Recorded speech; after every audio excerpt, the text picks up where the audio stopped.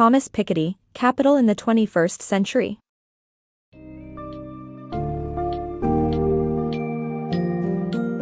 Dive into the world of Capital in the 21st Century, where Thomas Piketty delivers crucial insights into the historical patterns and implications of economic growth and inequality. This book summary will guide you through a comprehensive examination of economic history, revealing how the wealthiest individuals, defined by their capital assets, shape the future of society. Explore the mechanisms behind the conflict between the rate of return on capital and the growth rate of the economy, and the influence of inherited wealth on our world.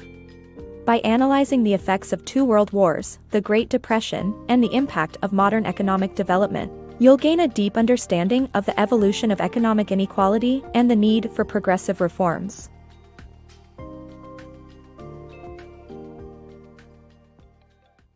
Valuable insights from economic history.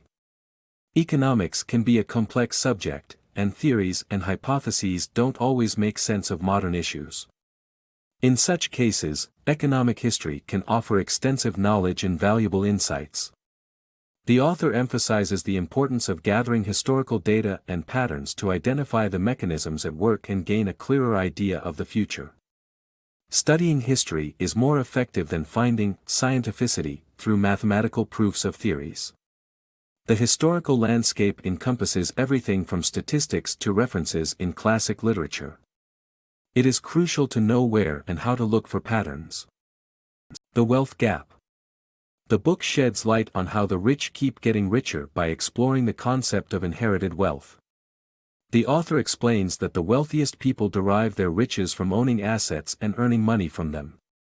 Even successful entrepreneurs benefit from returns on their assets more than their income. These returns on capital usually average from 7% to 8%, which is much higher than the growth rates of Western economies. Given this, inherited wealth eventually becomes more significant than the economy's output and labor income, leading to an unhealthy wealth disparity in society. The author argues that inherited wealth grows faster than output and income when the rate of return on capital exceeds the growth rate of the economy. The book also highlights how the wealthy invest their capital abroad to push back this constraint. This pattern has been demonstrated in countries like France and Britain before World War I. The cyclicality of inequality. As economies grew throughout the 19th century, so did inequality.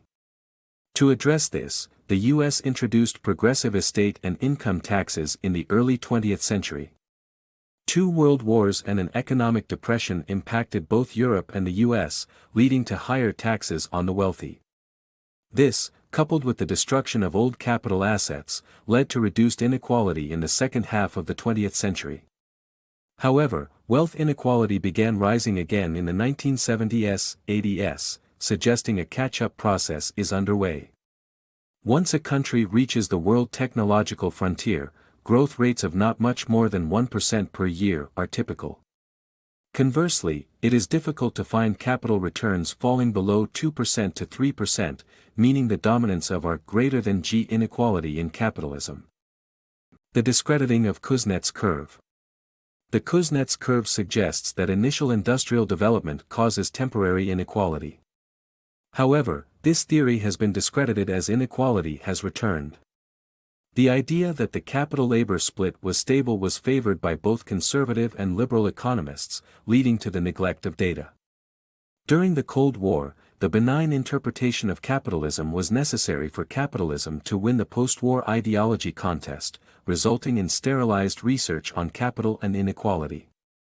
Economists believed that human capacity had triumphed over capital, but recent developments in technology and the end of the Cold War call for renewed investigation into capital accumulation and inequality.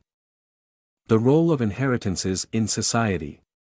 The novels of Jane Austen and Honoré de Balzac reflect a time when inherited wealth dictated one's standard of living more than their career prospects. In the 19th century, fortunes were derived primarily from domestic agricultural land, while in countries like Britain and France, a segment of the wealthy lived off foreign colonial investments.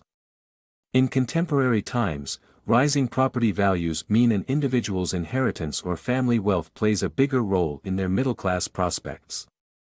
The traditional concept of the rentier holds especially true in the housing market, where a narrowing of access to homeownership, along with rising rents, further embeds inequality. The Evolution of Inequality.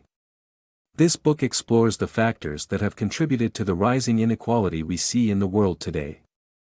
While political and economic factors certainly play a role, the way that society as a whole views justice and fairness is also a critical factor. The entrepreneurial argument that rewards effort and values incentives has been used to justify inequality in all countries, but to different degrees. The rise of the highly paid supermanager is also a significant contributing factor, and this has only happened in some countries. The labor market is not a mathematical abstraction but rather a social construct with specific rules and compromises.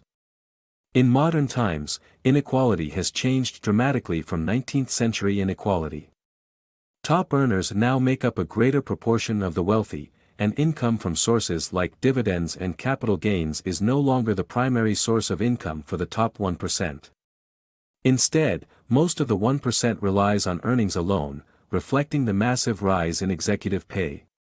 This has led to what the author refers to as meritocratic extremism, in which theories of individual productivity and incentivizing remuneration are taken to the limit, beyond what situations of imperfect information can sensibly justify.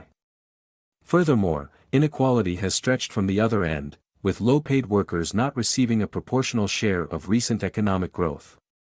The decrease in the federal minimum wage rate in the United States has only added to this problem, with the purchasing power of the minimum wage reaching its peak in 1969. All these factors have exacerbated the issue of inequality and have resulted in a significant wealth gap between the rich and the poor. Flaws in capitalism.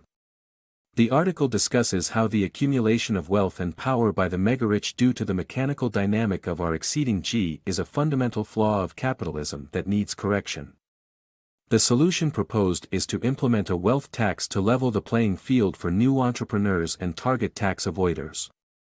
The benefits of a wealth tax outweigh traditional income taxes and can help prevent violent or populist reactions caused by growing middle-class impoverishment. The article suggests an internationally agreed approach to the tax to prevent penalizing any particular country and maintain economic openness. Inheritance, income, and capital gains taxes can complement a wealth tax in addressing growing government debt and rising inequality.